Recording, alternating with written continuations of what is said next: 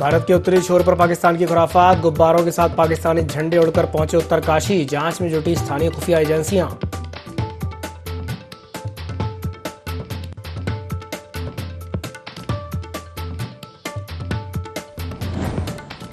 भारतीय क्रिकेटर ऋषभ पंत से मिलने हॉस्पिटल पहुंचे बॉलीवुड अभिनेता अनुपम खेर और अनिल कपूर, बोले फाइटर है वो, जल्द ही आएगा मैदान में नजर।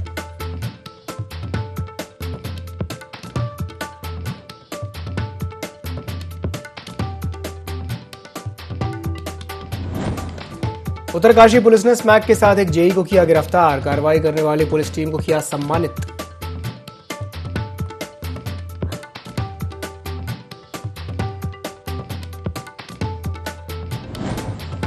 हरिद्वार पुलिस ने किया भर्ती सेंटर का भंडाफोड़, फर्जी ज्वाइनिंग लेटर जारी करने का चल रहा था गोरख धंधा, मास्टरमाइंड समेत 2 को किया अरेस्ट।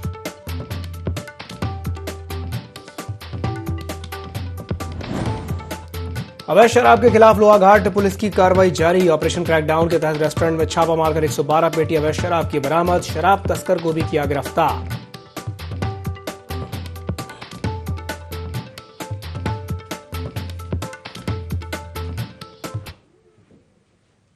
नमस्कार, देवभूमि लाइव में आप सभी का स्वागत है। मैं हूं आपके साथ दिव्यांशु जोशी। कोरोना को लेकर सरकार अलर्ट हो चुकी है। इसी के चलते उत्तराखंड में कोरोना गाइडलाइंस को लेकर के डीजी हेल्थ शैलजा भट्ट ने आम जनता से अपील की है। उन्होंने कहा कि मास्क का प्रयोग करें ताकि कोरोना का खतरा ना बढ़े। साथ ही साथ डीजी हेल्थ ने कहा कि उत्तराखंड में अभी कोरोना का कोई भी खतरा नहीं है। सभी जिलों के सीएमओ और सभी अस्पतालों के सीएमओ को अलर्ट रहने के लिए भी कहा गया है। तो इन अस्पतालों में कोरोना वार्डों की व्यवस्था करने के भी निर्देश दिए गए हैं।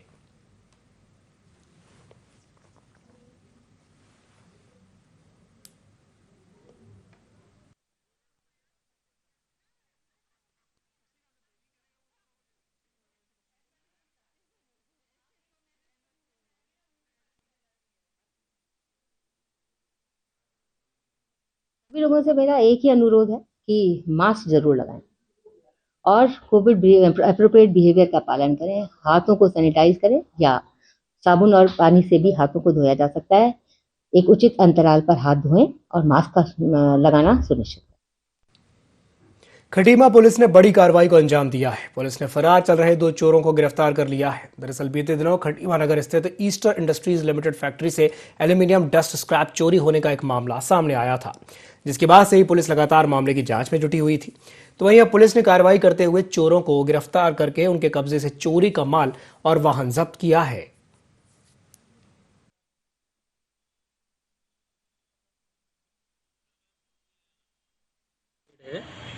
पीलीभीत रोड पे तो इन्होंने तहरीर दी थी कि इनकी इंडस्ट्री से एल्युमिनियम स्क्रैप की चोरी हो गई है। तो जिनकी तहरीर के आधार पर हमने कोतवाली खटीमा में अभियोग पंजीकृत किया और उसके बाद हमने इसमें टीम बनाई थी एसएसआई के नेतृत्व में, और टीम के द्वारा 2 मुलजिमों को गिरफ्तार इसमें किया गया है। एक का नाम मोहम्मद सिमरन है, ये मुरादाबाद का रहने वाला है, और दूसरा रूप प्रकाश शर्मा है, ये खटीमा का ही रहने वाला है। तो मुलजिमों से हमने जिस ट्रक में वो माल ले गए थे वो हमने बरामद कर दिया है, और जो कि लगभग 2000 किलो है जो एल्युमिनियम स्क्रैप है, और इसका मार्केट प्राइस लगभग 8 लाख रुपए के बराबर है के लगभग इसका है। तो दोनों मुलजिमों को गिरफ्तार कर आगे विवेचना की जा रही है। लक्सर में देहात एसपी किशोर सिंह ने प्रेस वार्ता की, जिसमें उन्होंने फर्जी भर्ती सेंटर रैकेट का पर्दाफाश किया। एसपी ने बताया कि हबीबपुर कुड़ी निवासी पीड़ित रजवंत नागर ने शिकायत दर्ज कराई थी कि पोस्टर के माध्यम से फर्जी भर्ती सेंटर संचालित कर रहे गिरोह से उनका संपर्क हुआ था, जिसके बाद इंटरव्यू के नाम पर उसे उत्तर प्रदेश स्थित सहारनपुर के जनकपुरी मोहल्ले में तथाकथित कार्यालय में बुलाया गया। यहाँ 50,000 की मांग की गई, जिसमें से पीड़ित ने 20,000 रुपए दे दिए। मामले में कार्रवाई करते हुए मास्टरमाइंड सहित एक अपराधी को गिरफ्तार किया गया है। आरोपी ने बताया कि रुड़की समेत जगजीतपुर और देहरादून में भी फर्जी ब्रांच ऑफिस संचालित थे, जहां से बेरोजगार ग्रामीण युवाओं को अपना शिकार बनाते थे।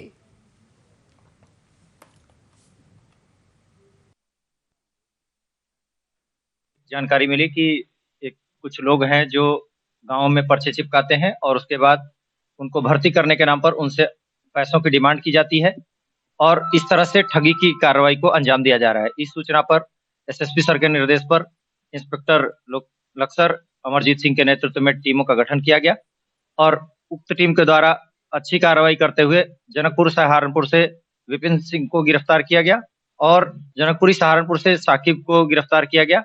अभी इस गिरोह के बारे में और भी जानकारियां जुटाई जा रही हैं। जनकपुरी सहारनपुर से छापेमारी के दौरान 4 लैपटॉप, 2 CPU, पैम्पलेट्स, नियुक्ति पत्र आदि बरामद किए गए हैं। ये अपने आप में एक उल्लेखनीय सफलता। उत्तराखंड के लक्सर में लिंग परिवर्तन करके शादी करने का एक मामला सामने आया है, जहां सोशल मीडिया के जरिए दोनों में प्यार हुआ, जिसके बाद 2 अप्रैल को दोनों ने मंदिर में शादी भी कर ली। तो इस शादी के कुछ समय बाद जब पति को पत्नी की सच्चाई का पता चला कि पत्नी ने लिंग परिवर्तन कराया है, जिसके बाद पति के पूछने पर पत्नी ने लिंग परिवर्तन कराना स्वीकार किया और लाखों के जेवर लेकर के अपने घर चली गई। जिसके बाद परिजन समझौते की आड़ में 20 लाख रुपए की मांग कर रहे हैं, जिसकी शिकायत पति ने थाने में दर्ज कराई है।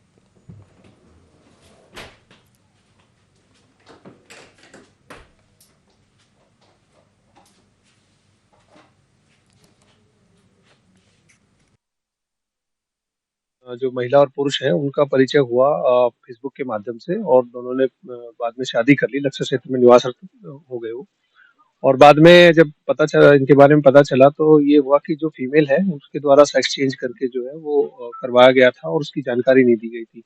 और साथ ही जो पुरुष है उसके खिलाफ जो है हरियाणा में जो है मुकदमा पंजीकृत करवाया गया था। इस संदर्भ में हमें तहरीर प्राप्त हुई और छानबीन करने पर जो तथ्य हैं उनकी पुष्टि करने के होने के आधार पर हमारे द्वारा मुकदमा कोतवाली लक्सर में पंजीकृत किया गया है और आगे की जो कार्रवाई है उसको जो कानूनी कार्रवाई वो आगे की। चंपावत की लोहाघाट पुलिस ने फरार चल रहे 2 वारंटियों को गिरफ्तार किया है। पुलिस से दोनों आरोपियों के सरगर्मी से तलाश कर रही थी। पुलिस ने आरोपी घनश्याम जोशी और भुवन सिंह छतोला को कोर्ट में पेश किया, जहां से दोनों को न्यायिक रिमांड पर जेल भेज दिया गया। लोहाघाट टीआई मनीष खत्री ने बताया कि दोनों आरोपियों को कोर्ट में पेश होने के लिए कहा गया था, लेकिन दोनों आरोपी लंबे समय से फरार चल रहे थे।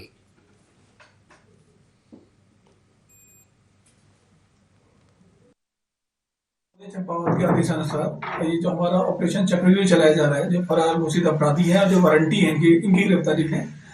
इसी अभियान के क्रम में जो है थाना लोहाघाट क्षेत्र से 2 हमारे जो फरार वारंटी थे, घनश्याम जोशी और भुवन छतोला, इनकी गिरफ्तारी जो है यहाँ पे की गई है और आगे भी हमारा ये अभियान जो है जारी रहेगा। इसमें जो है अभियुक्तगणों को गिरफ्तार कर माननीय न्यायालय पेश किया गया है और माननीय न्यायालय द्वारा जो है अभियुक्तगणों को न्यायिक अभिरक्षा में भेज दिया गया है।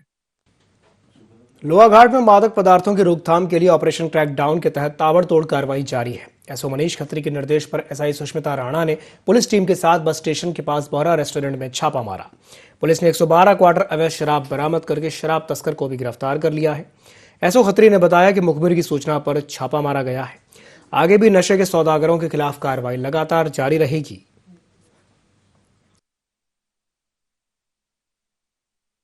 अधीक्षक महोदय चंपावत के आदेशानुसार ऑपरेशन क्रैकडाउन चलाया जा रहा है, जो मादक पदार्थों की तस्करी और बिक्री कर रहे हैं इनके विरुद्ध जो है।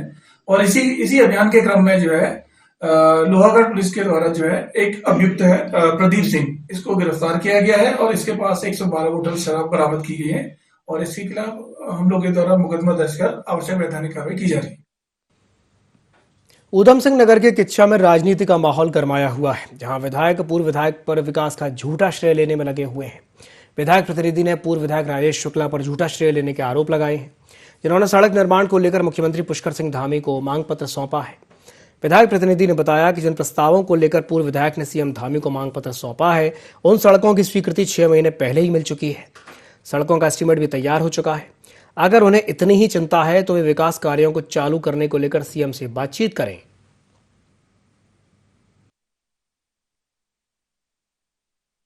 मैं आपके माध्यम से बताना चाहता हूं, अभी तक कम से कम 45 योजनाओं पे विधायक निधि से काम चल रहा है और करीबन 2.5 करोड़ से ऊपर का पैसा हम लगा चुके हैं। और ऐसा नहीं है कि काम नहीं, अभी तो और योजनाएं मांगेंगे सरकार से, लगेंगे बिल्कुल। किच्छा ने हमें अभी 5 साल दिए हैं, अभी हमें बहुत काम करना है। अब आपको 10 साल दिए थे, आप कितना काम करा पाए, आपको जनता ने घर बैठा दिया। इस पर मंथन करिए, आगे लोकसभा चुनाव आ रहा है, उस पर आपका फोकस करिए। उत्तरकाशी पुलिस नशे के खिलाफ अभियान चला रही है। पुलिस और एसओजी की संयुक्त टीम ने चेकिंग अभियान के दौरान सॉल्ट बैंड के पास से एक युवक को गिरफ्तार कर लिया। युवक के कब्जे से 15 ग्राम स्मैक जब्त किया गया है। खास बात यह है कि आरोपी उत्तरांचल यूनिवर्सिटी देहरादून से बीटेक किया हुआ है और पूर्व में एग्रीकल्चर विभाग में संविदा में जेई के पद पर कार्यरत था। पुलिस अधीक्षक अर्पण यदुवंशी ने पुलिस टीम की सराहना करते हुए टीम को 2500 रुपए का पारितोषिक देने की भी घोषणा की है।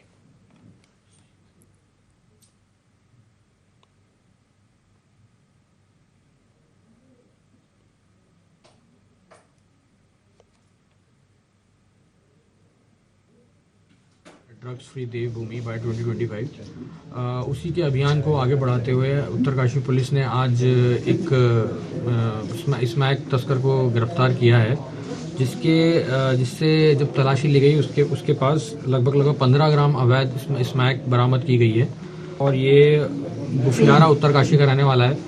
और सबसे महत्वपूर्ण बात यहाँ पे ये है कि ये जो भूपेंद्र है ये बीटेक किया हुआ है, काफ़ी पढ़ा लिखा लड़का है और इसके ऊपर पहले भी 2 मुकदमे, एक उत्तरकाशी में ही और एक हरिद्वार नगर में इसके ऊपर मुकदमा पहले पंजीकृत हो चुका है। तो इसके ऊपर हम गुंडा एक्ट के तहत कार्रवाई करेंगे। हल्द्वानी रेलवे भूमि अतिक्रमण मामले पर भाजपा, कांग्रेस और आम आदमी पार्टी के बाद अब क्षेत्रीय पार्टी उत्तराखंड क्रांति दल भी आवाम के समर्थन में आ गई है।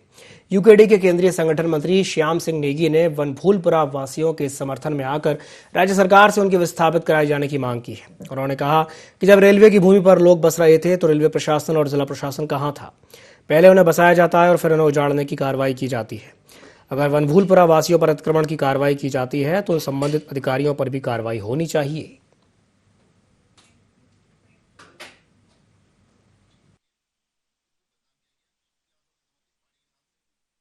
को भी इसमें दंडित किया जाना चाहिए, जिनको यहाँ से जिनके कार्यकाल में ये विस्थापित किए गए हैं। निश्चित रूप से इसमें जो भी उसमें सरकारी सरकारें रही हैं वो भी इसके बराबर के जिम्मेदार हैं।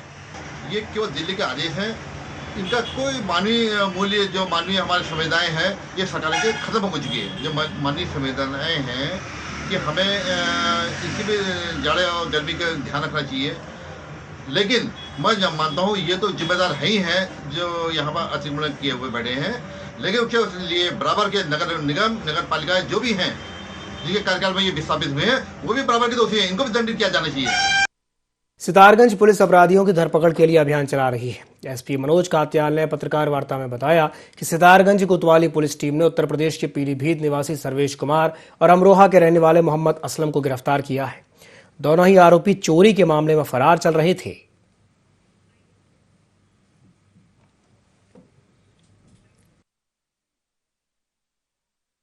के निर्देशों पर लगातार जो है वांछित और इनामी अभियुक्तों के विरुद्ध अभियान चल रहा है और इसी अभियान के दौरान सितारगंज पुलिस को इंस्पेक्टर सितारगंज और सीओ सितारगंज के नेतृत्व में बड़ी सफलता मिली है। तो इन लोगों ने 2 इनामी अभियुक्तों को गिरफ्तार किया है, जिसमें से एक सर्वेश नाम का अभियुक्त है जो कि वाहन चोरी में वांटेड था और इस पर चोरी तथा मारपीट के पहले भी मुकदमे दर्ज हैं और ये मुकदमे बीसलपुर में इन पे दर्ज हैं यूपी क्षेत्र में।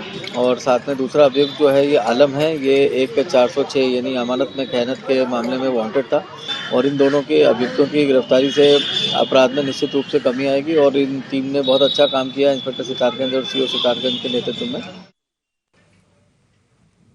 टिहरी झील वाटर स्पोर्ट्स प्रतियोगिता का समापन हुआ, जिसमें मध्य प्रदेश की टीम ने ओवरऑल चैंपियन का खिताब जीता। इस मौके पर कैबिनेट मंत्री सुबोध उनियाल ने ओवरऑल विजेता टीम को ट्रॉफी प्रदान करते हुए सभी विजेता प्रतिभागियों को मेडल पहना करके सम्मानित किया।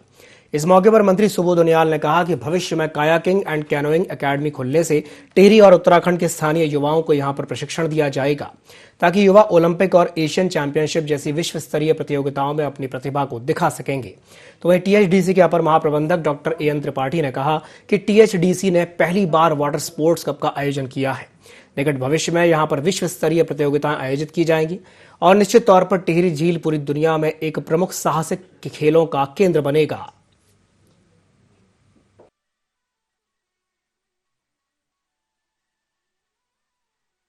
इतना बड़ा आयोजन ये पहली बार हो रहा है। कैकिंग कैनोइंग के द्वारा ये की जा रही है और एक्टिविटी के सहयोग से आप जो काम किया, हमने हर तरह से प्रयास किया है कि जितना भी खिलाड़ी है उनको बेस्ट से बेस्ट फैसिलिटी मिले और वो सारे खिलाड़ी जो यहाँ आए वो इतना खुश है और ये ट्रॉफी उनको खाली एशियन गेम्स और ओलंपिक्स के लिए क्वालिफाइंग भी है, ये उनका रैंकिंग भी है। ये टिहरी के लिए बहुत बड़ा उपलब्धि है। मैं सोचता हूँ कि आने वाले दिनों में ये टिहरी रिजर्व जो है, टिहरी झील है, ये बहुत वरदान साबित होगा और यहाँ टूरिज्म के लिए, वाटर स्पोर्ट्स के लिए, जैसे कि माननीय मंत्री जी ने भी बोला है कि वाटर स्पोर्ट्स का सेंटर हम खोलेंगे, ये बहुत बड़ा उपलब्धि है और ये आशा करते हैं आगे भी इससे बेहतर काम हम करें। टीएचडीसी और इंडियन क्रिकेट एसोसिएशन के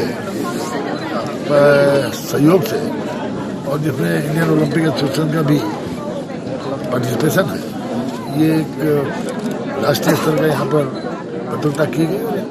कैकिंग और कैनिंग के क्षेत्र में जो संभावनाएं हैं और जो जिस तरह से नई टिहरी की लेक दुनिया की दूसरी सबसे गहरी लेक है,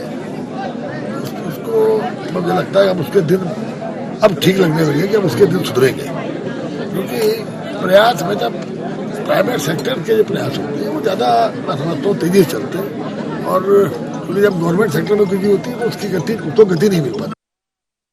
कैबिनेट मंत्री गणेश जोशी मसूरी के उप जिला चिकित्सालय औचक निरीक्षण करने पहुंचे। निरीक्षण के दौरान उन्होंने अधिकारियों की व्यवस्थाएं चाक चौबंद करने की बात कही। सीएमएस को उन्होंने चेतावनी दी कि अगर शीघ्र व्यवस्थाओं में सुधार नहीं किया गया तो उनके खिलाफ कार्रवाई की जाएगी। उन्होंने सचिव स्वास्थ्य से फोन पर बातचीत करके अटैचमेंट पर गए 3 चिकित्सकों को तत्काल मसूरी वापस भेजने के भी निर्देश दिए। अस्पताल में बरती जा रही लापरवाही पर सीएमएस को फटकार भी लगाई।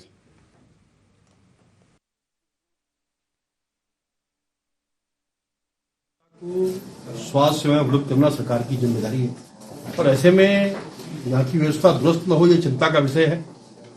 मैंने आज आकर उसकी पूरी जानकारी ली है, और नर्सिंग स्टाफ भी नहीं है, क्लास 4 भी नहीं है। मैंने अभी यहीं से सेक्रेटरी से बात की है और उन्होंने मुझे अश्योर किया है कि 1 महीने के अंदर हम स्टाफ उपलब्ध कराएंगे, और मेरी कोशिश होगी कि यहाँ जो डॉक्टर्स की कमी है, नर्सेज की कमी है, उसको हम पूरा करेंगे। लेकिन हम चाहेंगे कि जनता को जो है स्वास्थ्य विभाग को। उत्तराखंड के मसूरी में नववर्ष का जश्न मनाने के लिए भारी मात्रा में सैलानी पर्यटन नगरी पहुंच रहे हैं। इस वजह से व्यापारियों में खासा उत्साह देखने को मिल रहा है। तो वहीं पुलिस ने लोगों की सुरक्षा के लिए यातायात रूट तैयार किया है, जिस पर लो रूट प्लान को लेकर के व्यवसायियों में खासी नाराजगी देखने को मिल रही है। साथ ही साथ रूट प्लान में तब्दीली करने की भी बात कही है।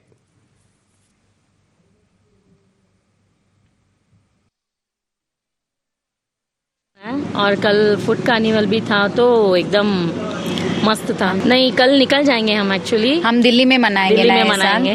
मसूरी बहुत अच्छा है, बहुत मस्त है। हम तो फॉल एक्सपेक्ट करके आए थे बट हुआ नहीं। इधर आके बहुत अच्छा लग रहा है मुझे। मुझे पता ही नहीं था कि मेरे पापा मेरे पेरेंट्स मुझे इधर सब ले आएंगे। इधर बहुत ठंडे है और मुझे बहुत अच्छा लग रहा है इधर। इस साल देखिए 2 साल के कोविड के बाद जो है न्यू ईयर का प्रोग्राम करने के लिए हर होटल तैयार हुआ है, लेकिन हमारे साथ दुर्भाग्य इस बात का है कि इस बार के जो ट्रैफिक प्लान बनाए गए हैं उससे जो है टूरिज्म पे बहुत ज़्यादा नेगेटिव इफेक्ट पड़ेगा, और उसका जो है हम कहीं ना कहीं उसको उचित नहीं मान रहे हैं। ये सब ना होने की वजह से, उनको ना आने देने की वजह से यहाँ पे पर्यटन पे बहुत बुरा असर पड़ेगा। मसूरी में नए साल को देखते हुए प्रशासन ने यातायात रूट प्लान तैयार किया है, जिससे व्यापारियों में खासा आक्रोश देखने को मिल रहा है। व्यापारियों का कहना है कि मॉल रोड में बुलाट लगाए गए हैं, जिससे मॉल रोड में पर्यटकों के वाहनों को प्रवेश नहीं करने दिया जा रहा। बुलाट के चलते पर्यटकों को 8 किलोमीटर अधिक का सफर तय करना पड़ रहा है। तो वहीं सीओ नीरज सेमवाल का कहना है कि नए साल में पर्यटकों की अधिक संख्या को देखते हुए मार्गीय यातायात की व्यवस्था की गई है। मॉल रोड पर अधिक भीड़ ना हो, इसके लिए बुलाट लगाए गए हैं।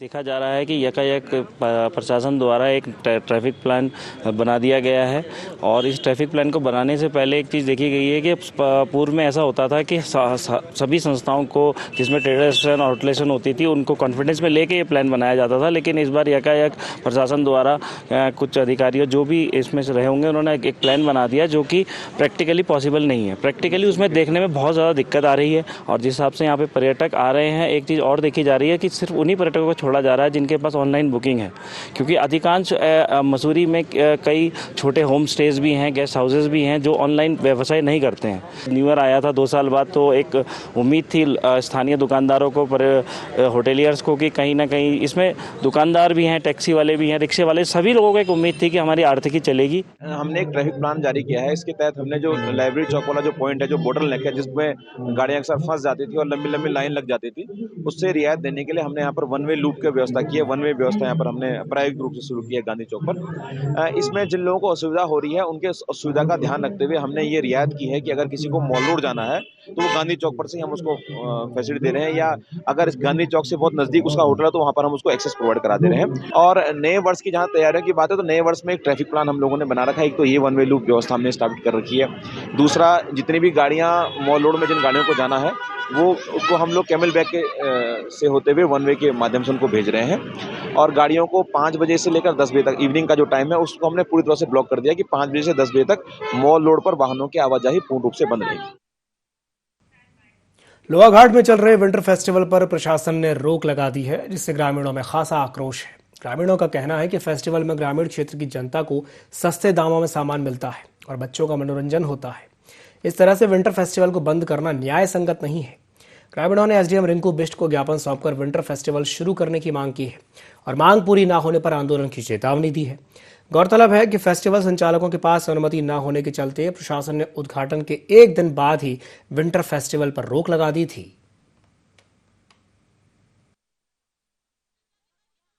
करना चाहिए। जब आदमी उतनी दूर से आया है, थोड़ा बहुत किसी आस से आया होगा, दूसरे की रोजी रोटी नहीं काटनी चाहिए। सुबह शाम धूप में फील्ड में ले आते बच्चों को, उनका भी हो जाता, 2 पैसे ये भी कमा लेते, थोड़ा सामान हमारा भी हो जाता ना।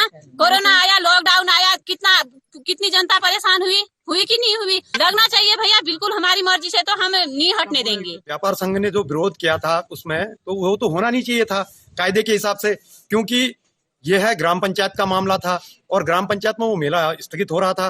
तो इस हिसाब से तो मेरे हिसाब से तो उस मेले में उनको हस्तक्षेप नहीं करना चाहिए था। प्रशासन से एक निवेदन करना चाहेंगे कि ये मेला लगना चाहिए, क्योंकि समस्त ग्राम सभा की सार्वजनिक जनता या इस क्षेत्र के लगे हुए सारे प्रधानगण या हमारे भाई बहन सारे लोग ये चाहते हैं कि ये मेला हमेशा इस तरह से लगते रहे। कशिश खादी ग्रामोद्योग समिति के नाम से एक मिस्टर जावेद ने एक प्रार्थना पत्र यहाँ पर दिया था। उसे विंटर कार्निवल नाम दिया था, पर विंटर कार्निवल प्रशासन या नगर पालिका या कोई भी स्थानीय निकाय आयोजित नहीं कर रही है। यह उनका एक स्वयं व्यापारियों को लेकर अपने उत्पादों को बेचने का एक प्रयास था। चूंकि उसमें जो उस मैदान की अनुमति मांगी गई थी, तो किन्हीं कारणों से जो है शिक्षा विभाग ने अनुमति वापस ले ली है। क्योंकि मैदान की अनुमति नहीं मिली है, तो प्रशासन के द्वारा बिना मैदान के मेला लगाने की अनुमति नहीं दी जा सकती। मसूरी के विंटर कार्निवल समापन कार्यक्रम में कैबिनेट मंत्री गणेश जोशी ने शिरकत की और सफल आयोजन के लिए सभी को बधाई दी। इस दौरान मंत्री जोशी ने कहा कि उत्तराखंड की संस्कृति और सभ्यता देश ही नहीं बल्कि विश्व में एक अलग महत्व रखती है। ऐसे कार्यक्रमों के आयोजन से स्थानीय कलाकारों को बड़ा मंच मिलता है और उत्तराखंड की संस्कृति विदेशों तक पहुंचती है।